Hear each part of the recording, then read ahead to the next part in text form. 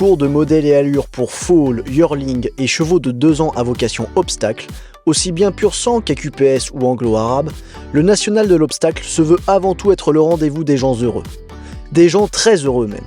Et ce depuis 13 ans, et la relance de ce grand événement de l'hippisme normand par l'ANCO, l'association normande du cheval de course d'obstacles, emmenée par sa présidente Céline Guald. Écoutez, un super bon bilan. D'abord, un site, vous l'avez vu, qui est assez magnifique, avec tout le confort pour les chevaux, et ça, on y est sensible quand même.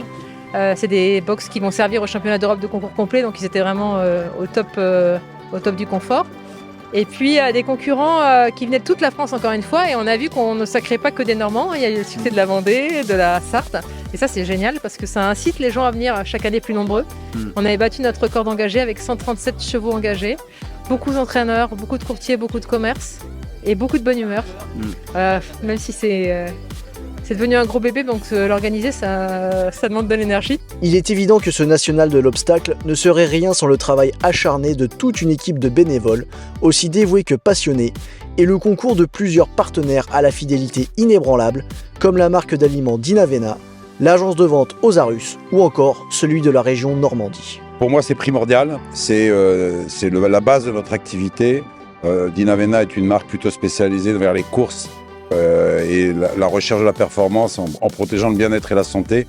Et là, nous retrouvons ce qui va faire les courses de demain.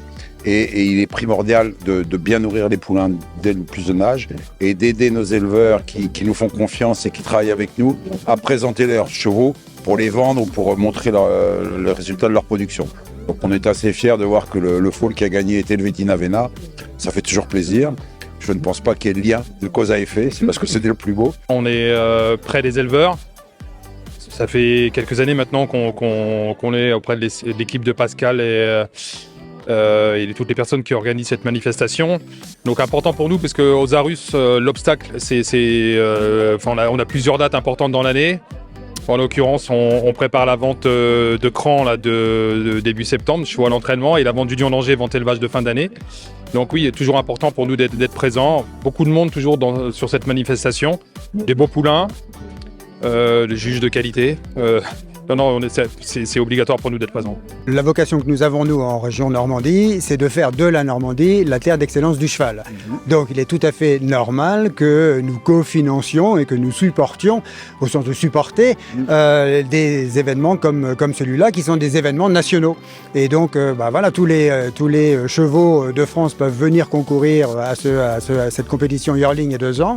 Et c'est tout à fait légitime que nous soutenions les associations qui organisent de tels événements. Année après année, ce concours attire de plus en plus de concurrents, venus bien évidemment de la Normandie, mais aussi de la Bretagne, des Pays de Loire et même de l'Allier.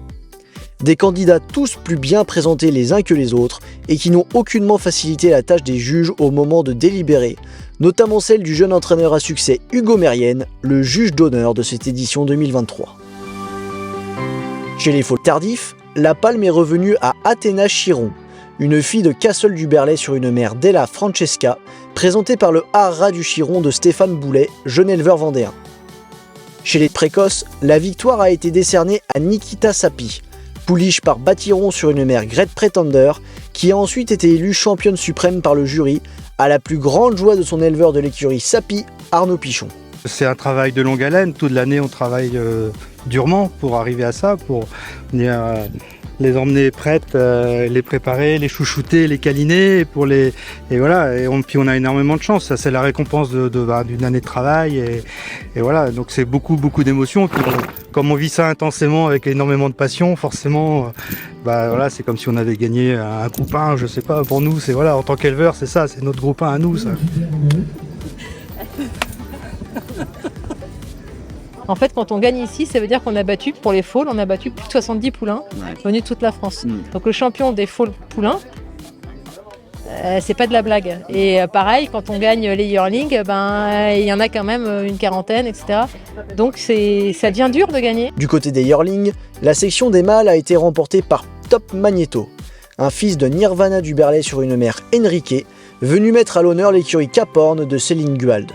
D'ailleurs, chez les femelles, une autre Céline a été couronnée, Céline Claire en l'occurrence, mise sur le devant de la scène grâce à Lily Deschamps, une fille de Robin of Navan sur une mère Robin Deschamps, qui a ensuite été élue championne suprême par le jury. Plein d'émotions et puis ouais, c'est sympa de remporter des concours comme ça. Donc,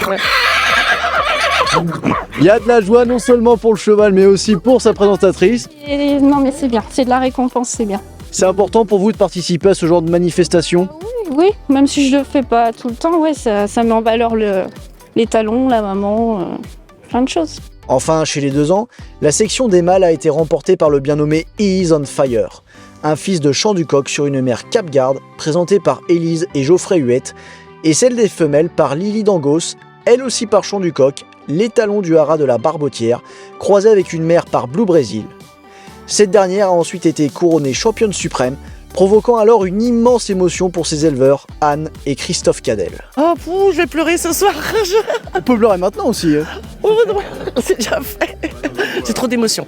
Bon. C'est énormément d'émotions et c'est le résultat de beaucoup de boulot, de beaucoup d'investissements. Voilà, donc c'est génial. C'est un peu l'Arc de Triomphe, le grand steeplechase de Paris des éleveurs, ce concours. C'est une victoire ici, c'est beau. C'est carrément ça. C'est l'Arc de Triomphe. Voilà, merci à toute l'organisation. C'est magnifique en plus le site. Merci à tout le monde. On a vécu un rêve et tout était super organisé, tout était génial. Génial. C'est beaucoup de travail ce concours et on le fait pour servir la filière. On a quand même cet esprit-là. Mais on veut prendre du bon temps et on veut que ça soit chouette et que ça soit sympa. Sinon, ça vaut pas le coup de dépenser tant d'énergie si c'est pour se prendre la tête et avoir une mauvaise ambiance. Donc on tient à ce que ça soit convivial, que ça le reste, que les gens soient bien reçus et qu'ils aient envie de revenir.